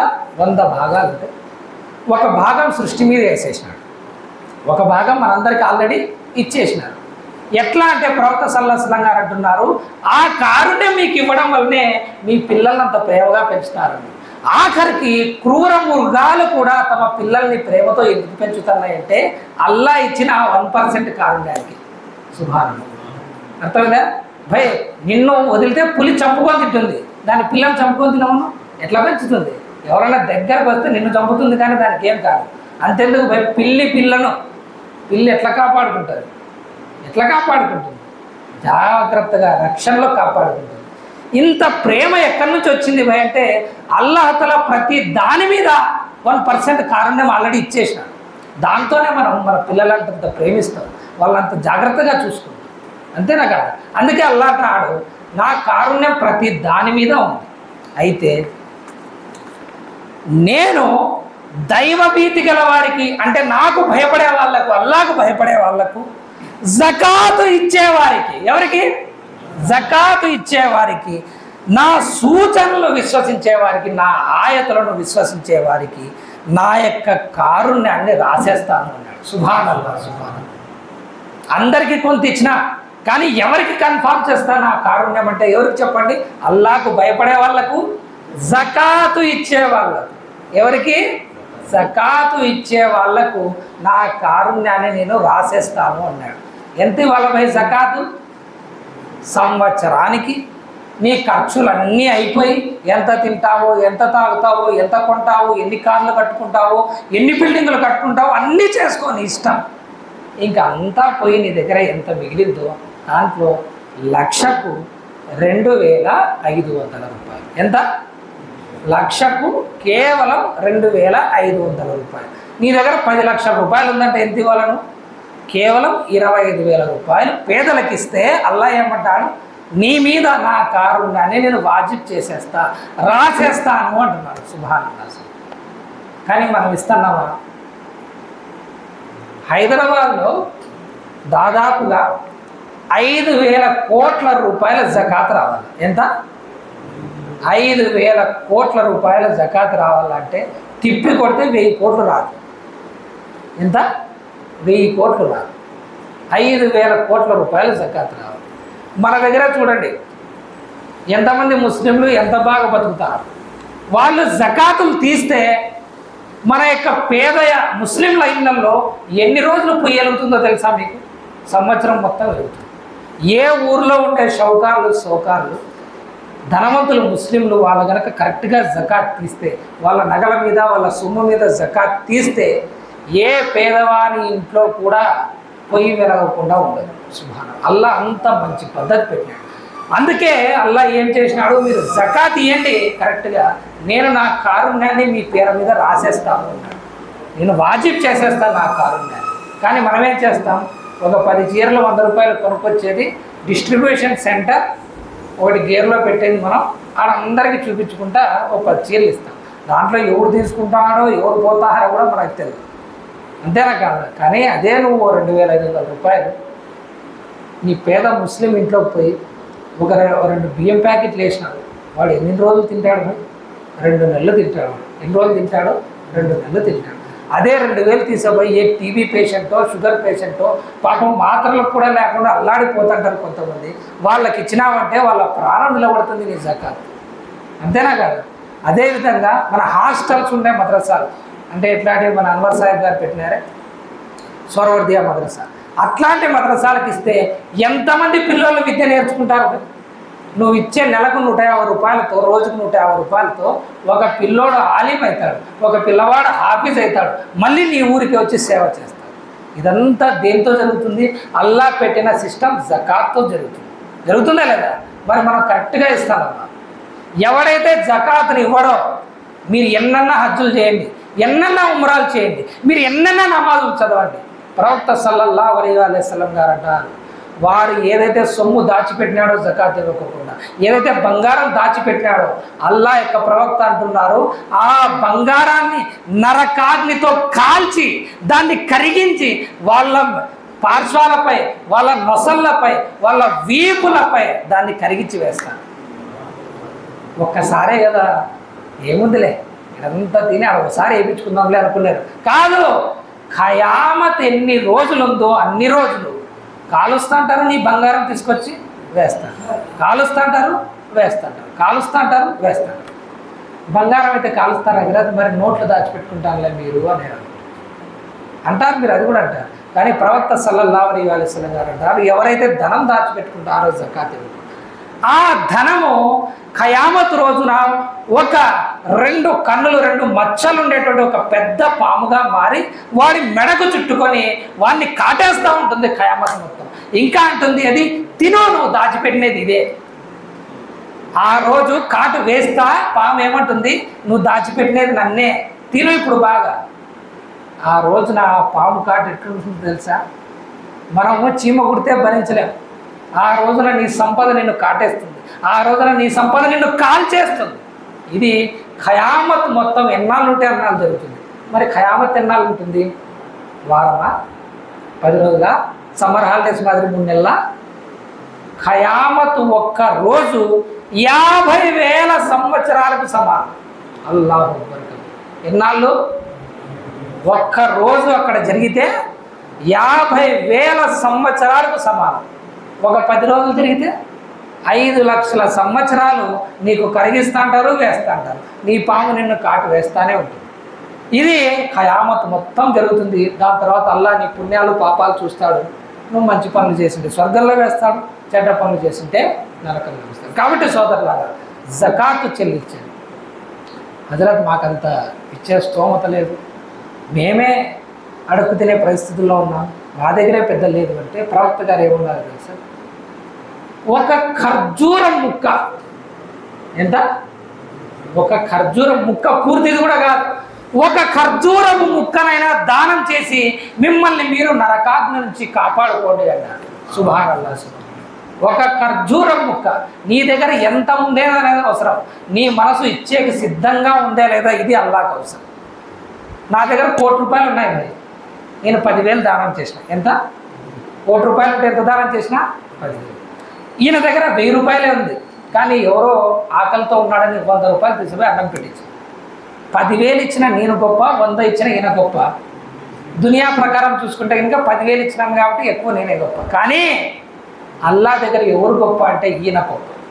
ఆయన దగ్గర 1000 ఉంటే ₹100 ఇచ్చినాడు, నా దగ్గర 1,00,00,000 ఉంటే నేను 10,000 ఇస్తాను.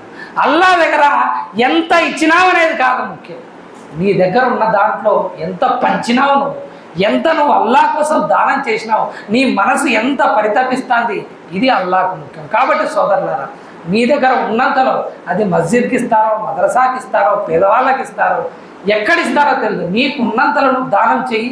అల్లా యొక్క కారుణ్యాన్ని నువ్వు గిఫ్ట్ కింద పొందు. నువ్వు గిఫ్ట్ కింద మస్జిద్ కట్టిస్తావో, మద్రసా కట్టిస్తావో, ఇమాం సాబ్కి జీతం ఇచ్చిస్తావో, పుస్తకం ఇస్తావో, పేదవానికి అన్నం పెడతావో, నీ ఇష్టం. అల్లా కారుణ్యం ఎక్కడుంది అంటే వీటిల్లో. ఈ విషయం బాగా గుర్తుపెట్టుకోండి.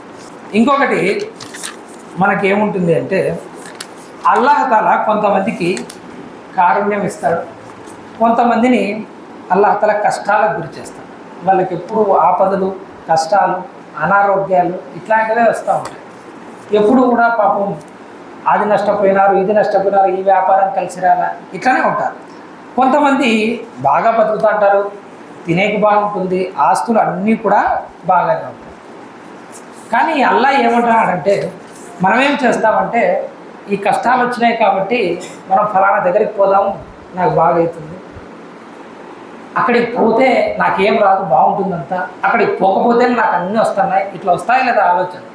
మనం ఇంట్లో ఫలానా పని చేయొద్దు అంటే చేస్తాం, అది చేస్తేనే మాకు బాగుంటుంది, లేకపోతే కన్నా మాకు అన్ని కష్టాలు వచ్చి పడతాయి.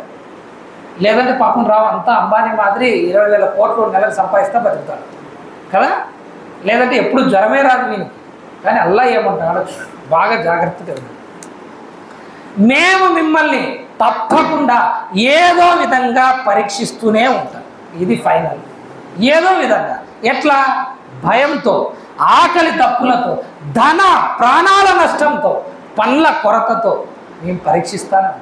నీకు భయమన్నా పెడతాను, శత్రువుల భయమన్నా ఉంటుంది, ఏదో ఒక భయం ఉంటుంది. లేదంటే ఆకలి తప్పులు, తిండి లేకుండా అయినా నిన్ను నేను పరీక్షిస్తా, లేదా నీ ధనం గురించి నష్టం ఇచ్చైనా నేను భయపెడతా, నీ ప్రాణం గురించి అయినా నిన్ను పరీక్షిస్తా, లేదా నీ తోటలు పండ్లన్నీ రాలిపోతాయి, పంట రాదు, అట్లయినా నిన్ను పరీక్షిస్తా. కానీ ఒకవేళ నువ్వు సహనం వహించినావంటే అల్లా కోసం, అల్లా అంటున్నాడు ఈ సహనమూర్తులకు శుభవార్త ఇవ్వండి. ఏమంటాడు అల్లాహ్ తఆలా? మీకు వచ్చేదే ఇది ఫిక్స్ భయ్, నీకు రోగం వచ్చేదే, నీకు నష్టం వచ్చేదే, నీ ఇంట్లో ఏదో ఒకటి జరిగేదే, ఇదైతే ఫిక్స్, ఇది రాసి పెట్టినట్టు. నువ్వు అక్కడికి పోయినంత మాత్రానో, ఇది చేసినంత మాత్రానో పోయేది కాదు. అల్లా నిన్ను పరీక్షిస్తాడు, నువ్వు ఫెయిల్ అవుతానో నువ్వు కనిపెట్టడం లేదు. అల్లాను నమ్ముకొని సహనంతో బతకమంటే నువ్వేం చేస్తావు? ఇది తప్పించుకోవాలా, ఇది తప్పించుకోవాలని పోతావు. అల్లా సరే వీడి దగ్గర విశ్వాసం పెద్దేం లేదు, పో, నా పరీక్షకు నువ్వు ఎలిజిబుల్ కాదు, వెళ్ళిపో అని చెప్పేసి అల్లా తఆలా నువ్వు కోరింది ఇచ్చేస్తాడు. కానీ అల్లా ఏమంటాడు? నేను పరీక్షించేదే, కానీ నువ్వు సహనం చూపితే నేను శుభవార్త ఇస్తా అంటాడు. ఇంకా అల్లా తఆలా అంటాడు, వారికి ఎప్పుడు ఏ ఆపద వచ్చి పడినా, ఎవరినైతే పరీక్షించినామో వాళ్ళకి ఎప్పుడు ఏ ఆపద వచ్చినా ఏమంటారు తెలుసా? వాళ్ళు ఇన్నా లిల్లాహి వ ఇన్నా ఇలైహి రాజిఊన్ అంటారు. అంటే మేము అల్లా దగ్గర నుంచి వచ్చినాం, మేము అల్లా వైపుకే పోవాలి. నాకు బిల్డింగ్ మొన్నుంది, ఈరోజు పోయింది, ఎందుకు? మొన్న ఇచ్చింది అల్లా, ఈరోజు తీసుకుంది అల్లా. మొన్న పిల్లోడిని అల్లా తఆలా ఇచ్చినాడు, ఈరోజు ఏదో వ్యాధితో అల్లా తఆలా లేపుకున్నాడు. ఏమంటారంట విశ్వాసులు? ఇన్నా లిల్లాహి వ ఇన్నా ఇలైహి రాజిఊన్. ఇచ్చింది అల్లానే, ఇప్పుడు తీసుకుంది అల్లా తఆలా. మొన్న బాగా జరిగింది, అప్పుడు ఇచ్చింది ఎవరు? అల్లానే. ఇప్పుడు జరగడం లే, తీసుకుంది ఎవరు? అల్లానే. ఎవరైతే ఇట్లా బతుకుతారో, మొన్న ఆరోగ్యం ఉంది, ఇప్పుడు లేదు, మొన్న ఇచ్చింది ఎవరు? అల్లా, ఇప్పుడు తీసుకుంది ఎవరు? అల్లా. ఎవరైతే ఇట్లా అనుకుంటూ బతుకుతూ ఉంటారో సుబ్హానల్లా సుబ్హానల్లా అల్లాహ్ తఆలా తెలియజేస్తాడు, వారిపై వారి ప్రభు దయానుగ్రహాలు కారుణ్యం ఉన్నాయి. సుబ్హానల్లా. బాగా బతికేవాడి మీద చెప్పలే, నష్టపోతాడు, అనారోగ్యాలు ఉన్నాయి, బాగా జరగడంలే, కానీ నోట్లో నుంచి ఏ మాట వస్తుంది? భయ్ అల్లా ఇచ్చినాడు, అల్లా తీసుకున్నాడు, నాదేముంది భయ్, అల్లా ఇచ్చిన దాంట్లో నేను సంతృప్తిగా ఉన్నంట. అల్లా అంటున్నాడు, వీళ్ళు నా కారుణ్యంలో ఉన్నారు, వీళ్ళు నా దయానుగ్రహాల్లో ఉన్నారు. సుబ్హానల్లాహ్ సుబ్హానల్లాహ్. ఇంకా అల్లాహ్ తఆలా అంటున్నాడు, ఉలాయిక హుముల్ ముహ్తదూన్, సన్మార్గాన ఉన్నది కూడా వీళ్ళే, సన్మార్గాన ఉన్నది కూడా వీళ్ళే. అక్కడ ఇక్కడ వెంపర్లాడే వాళ్ళు కాదు భయ్, అంతా అల్లా ఇస్తాడు, అల్లా నమ్ముకుంటాడు, తీసుకున్నాడు, ఆయన ఇష్టం, ఆయన ఇస్తాడు, ఆయనే తీసుకుంటాడు. ఈ మాట అనేవాళ్ళే రైట్ వస్తాలో ఉన్నారు, అల్లా మార్గంలో ఉన్నారు. అందుకే పీరానే పీర్ రహ్మతుల్లాహి తఆలా గారు ఏమంటారు తెలుసా? ఒక చక్కని మాట అంటారు. ఏమంటారంటే, ఇప్పుడు మీకు పేషెంట్ అయినారు, మీరు వ్యాధి వచ్చింది మీకు, అప్పుడు ఏం చేస్తారంటే డాక్టర్ దగ్గరికి పోతారు, లేదా డాక్టరే మీ దగ్గరికి వస్తాడు, మీకు బాగా అయ్యేంతవరకు హాస్పిటల్లో పెట్టుకుంటాడు, సెలైన్ బాటిల్ ఎక్కిస్తాడు, అన్ని ట్రీట్మెంట్ చేసి డాక్టర్ రోజు చెకప్ చేసి పంపిస్తాడా? పంపిస్తాడు. నువ్వు బాగున్నప్పుడు వస్తాడా డాక్టర్? ఎవరన్నా పోతారా? పీరానే పీర్ ఏమంటారంటే, వ్యాధి వచ్చినప్పుడే కదా వైద్యుడు వచ్చేది, వ్యాధి వచ్చినప్పుడే కదా వైద్యుడు తోడుగా ఉండేది, కష్టాలు వచ్చినప్పుడే కదా మరి అల్లాహ్ తఆలా తోడుగా ఉండేది. అందుకే ఖురాన్లో అల్లాహ్ తఆలా ఏమన్నాడు? ఇన్నల్లాహ మఅస్ సాబిరీన్, నేను సహనం వహించే వాళ్ళతో పాటు ఉన్నాను. ఎమ్మెల్యే దగ్గర, ఎంపీ దగ్గర, వాళ్ళ దగ్గర, వీళ్ళ దగ్గర అనలే, ఎవరి దగ్గర? సహనం వహించే వాళ్ళతో పాటు ఉన్నాను. సహనం ఎవడు వహిస్తాడు? భయ్ నాకు ₹1,00,00,000 ఉంది, నేను సహనం వహించాలా అంటాడా? ఎవరన్నా? ఎవరంటారు సహనం? నా దగ్గర ఏమి లేదు, అల్లా నన్ను ఆజ్మాయిష్ పెట్టినాడు, పరీక్షిస్తాడు, నేను సహనం వహిస్తాను. నాకు ఆరోగ్యం బాగాలేదు, నేను సహనం వహిస్తాను. వీడంటాడా? బాగా జరిగేవాడు అంటాడా నేను సహనం వహిస్తాను? అల్లా నాకు కోట్ల మీద కోట్లు ఇస్తాడు, నేను సహనం వహిస్తాను అంటాడా? ఎవడన్నా? అల్లా నాకు ఏమి ఇవ్వలేదు, నేను సబర్తో బతుకుతాను అని అంటాడా? లేకపోతే నాకు బాగా అల్లా కోట్లు ఇచ్చినాడు, అబ్బా నేను సబర్తో బతుకుతాను అంటాడు. వాడు జల్సాగా బతుకుతా అంటాడు. నిజమా కాదా? అందుకే పీరాన పీర్ ఏమంటారంటే, ఎవరి కష్టాలు వస్తున్నాయో, ఎవరు అనారోగ్యం పాలైనారో, ఎవరికైతే అల్లాహ్ తఆలా పరీక్షిస్తాడో గుర్తుపెట్టుకోండి, అల్లా తోడుగా ఉన్నాడు వాళ్ళ దగ్గర.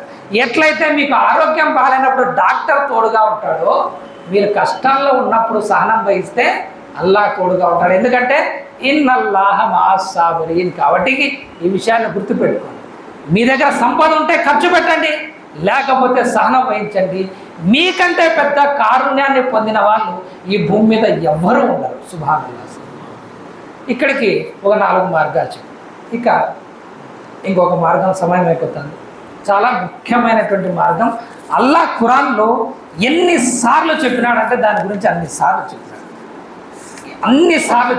ఈ కారుణ్యం మీరు వదలద్దండి, ఇది డైరెక్ట్గా నేను ఇస్తానా అని చెప్పేసి.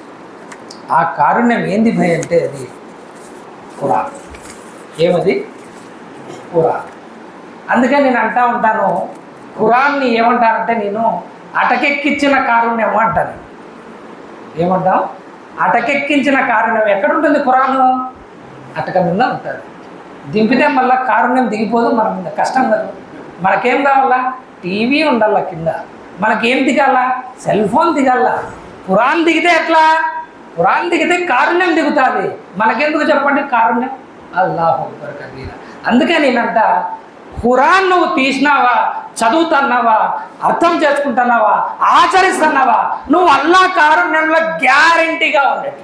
ఇది నేను అనడంలే, అల్లాహ్ తఆలా అంటున్నాడు. అల్లాహ్ తఆలా ఏమంటున్నాడంటే, ఖురాన్ మేము అవతరింపజేసిన ఒక శుభప్రదమైన గ్రంథం. ఎట్లాంటి గ్రంథం? శుభప్రదమైన, పాకీజా గ్రంథం, చాలా శుభాలు కలిగిన గ్రంథం.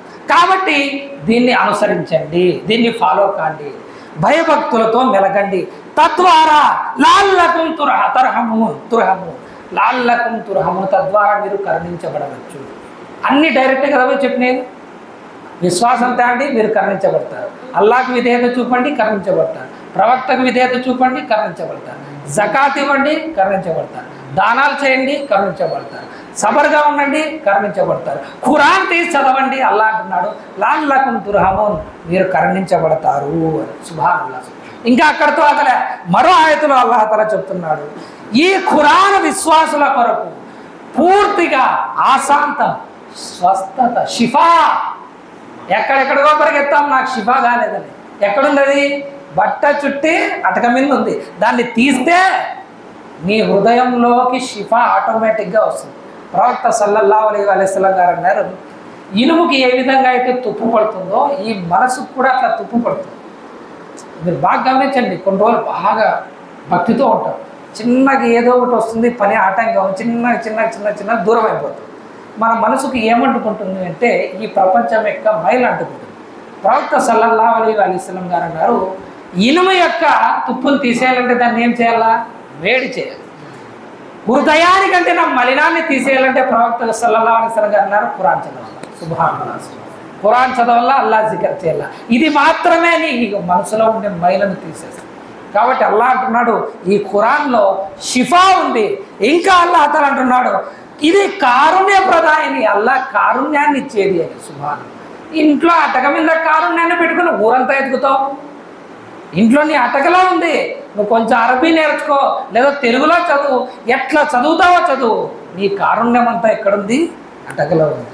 ఇంకో చోట అల్లా అతను అంటున్నాడు ఇది మీకు అల్లా దగ్గర నుంచి వచ్చిన హితోపదేశం, ఇది హృదయాలలో ఉన్న వ్యాధుల నుంచి స్వస్థత కలిగిస్తుంది.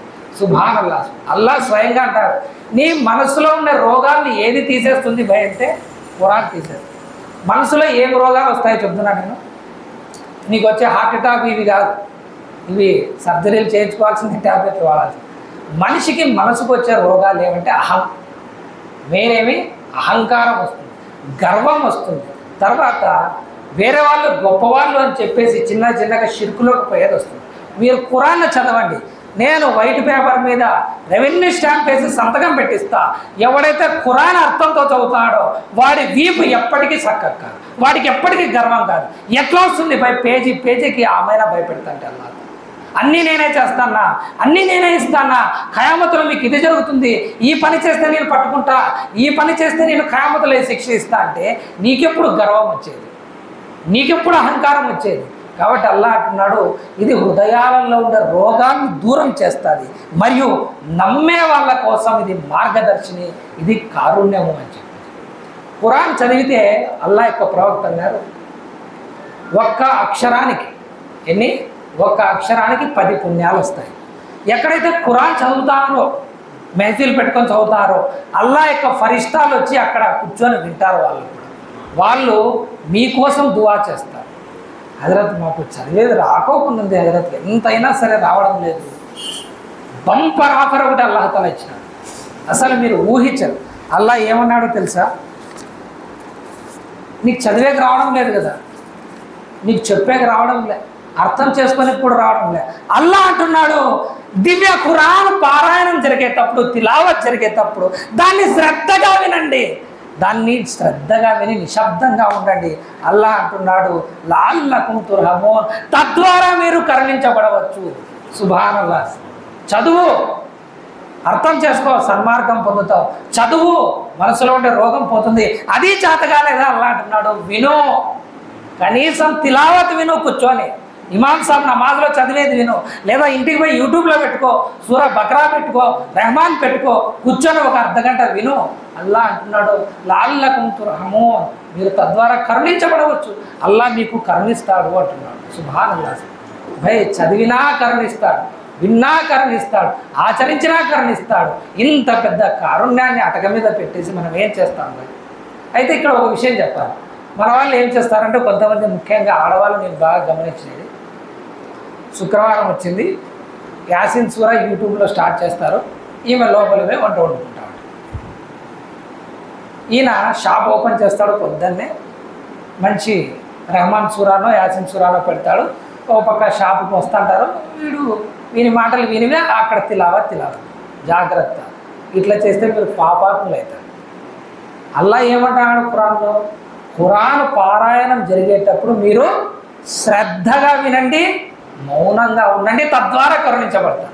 ఆడ ఒక పక్క ఖురాన్ని పెట్టి ఈమె బయట ఊడ్చుకుంటూ ఉంటుంది, వంట చేసుకుంటూ ఉంటుంది, ఈయన షాపులో వేరే పనులు చేసుకుంటూ ఉంటాడు. ఇట్లా ఉంటే కరుణించబడరు మీరు, ఎక్స్ట్రాగా మీకు వేరేగా వస్తాయి. కాబట్టి ఒక్క అర్ధగంట అయినా సరే మీకు చేత కాకపోతే చదవడం కనీసం ఏదో ఒక సూరా పెట్టుకొని వినండి. బయటికి పెడితే కష్టం అనుకుంటే ఇయర్ ఫోన్స్ పెట్టుకొని వినండి. ఆయతల్ కుర్సీ వినండి, రహమాన్ సూరా వినండి, యాసిన్ సూరా వినండి. ఈ వినడం కూడా మీరు అల్లా కారుణ్యం పొందడానికి ఏమవుతుంది భయ్ కారణం. ఇన్ని మార్గాలు చెప్పినా మీకు, ఇన్ని మార్గాలు చెప్పిన తర్వాత కూడా, అన్నీ ఆచరించిన తర్వాత కూడా మీరు గుర్తుపెట్టుకోవాల్సింది ఏమిటి అంటే, ఇవి ఆచరించిన దానివల్ల కాదు మనం స్వర్గానికి పోయేది, అల్లా కరుణించిన దానివల్లే మనం స్వర్గానికి పోతాము. ఎందుకంటే ప్రవక్త సల్లల్లాహు అలైహి వసల్లం గారు అన్నారు, ఎవరు స్వర్గానికి పోతారో ఎవరు నరకానికి పోతారో ఆల్రెడీ డిసైడ్ అయిపోయింది అన్నారు. అంటే ఎవరు స్వర్గానికి పోయేది నరకానికి పోయేది ఆల్రెడీ ఏమైంది, అల్లాహ్ తఆలా డిసైడ్ చేసి పెట్టేసి. అప్పుడు సహాబాలు అడుగుతారు, యా రసూలుల్లాహ్, మరి ఆల్రెడీ డిసైడ్ అయినప్పుడు మీ ఇవన్నీ ఎందుకు చేయాలా? ఈ నమాజులు ఎందుకు చదవాలా? ఈ దానాలు ఎందుకు చేయాలా? ఈ యుద్ధాలు ఎందుకు చేయాలా? ఇవన్నీ ఎందుకు చేయాలా? దానికి ప్రవక్త సల్లల్లాహు అలైహి వసల్లం గారు ఏమంటారంటే, బెస్ట్ సమాధానం ఏమంటారంటే, ఎవరు దేనికి ఫిక్స్ అయినారో, ఎవరు దేనికి అర్హులైనారో వాళ్లకు ఆ పనులు ఆసాన్ అవుతాయి, సులభతరం అవుతాయి. సుబ్హానల్లాహ్. అంటే అల్లా నీకు స్వర్గాన్ని ఫిక్స్ చేసినాడంటే నీకు స్వర్గానికి పోయే పనులు ఏమవుతాయి భయ్? ఆసాన్ అవుతాయి. నీకు నమాజులు ఆసాన్ అవుతాయి, ఖురాన్ ఆసాన్ అవుతుంది, దానం ఇచ్చేటప్పుడు మనసులో ఏం రాదు, బాగా చూసుకుంటావు ఇంట్లో వాళ్ళను, తల్లిదండ్రులకు విధేయ చూసి అన్నీ నీకేమవుతాయి? ఆసాన్ అవుతాయి. నువ్వు నరకానికి ఫిక్స్ అయిపోయినావు అంటే నీకేమవుతాయి? రావు, ఇక్కడికి కాళ్ళు రావు, ఎక్కడికి పోవాలా అక్కడికి పోతుంటాయి. నువ్వు ఎంత అన్నం ఒత్తుకో మన దగ్గర, వాడు మాత్రం వినడు, వాడు మారడు. వాడు చూసింటారు లేదా ఇట్లా జనాన్ని. కాబట్టి మీకు పుణ్యాలు చేయాలని అనిపిస్తుందా, మంచి పనులు చేయాలని అనిపిస్తుందా, మీరు స్వర్గానికి అర్హులైనట్టే, మీరు కరెక్ట్ రాస్తాలో పోతానట్టే. కాబట్టి అల్లా కారుణ్యం మీద నమ్మకం పెట్టుకోండి, ఆయన కారుణ్యాన్ని ఆశ్రయించండి. ఎందుకంటే ఆయన కరుణించకోకుండా, ఆయన కారుణ్యం లేకుండా మనం ఏ మంచి పని చేయలేం. లా హౌల వలా కువత ఇల్లా బిల్లాహ్. మనం ఏ పని కూడా మనం చేయలేం. కాబట్టి అల్లాహ్ తఆలాకు దువా చేస్తున్నాను, ఈ మజ్లిస్లో చెప్పినటువంటి విషయాల్ని అల్లాహ్ తఆలా మనందరి మనసుల్లో కూడా నాటాలని, మరియు అల్లాహ్ తఆలా వీటిపై మనల్ని ఆచరించేటువంటి శక్తి, ఆచరించేటువంటి సద్బుద్ధి, ఆచరించేటువంటి సన్మార్గం మనకందరికీ అల్లాహ్ తఆలా కరుణించాలని అల్లాహ్ తఆలా దువా చేస్తూ, అస్తగ్ఫిరుల్లాహ్ రబ్బీ మిన్ కుల్లి జంబిన్ ఖతీయతన్ వ అతూబు ఇలైహ్.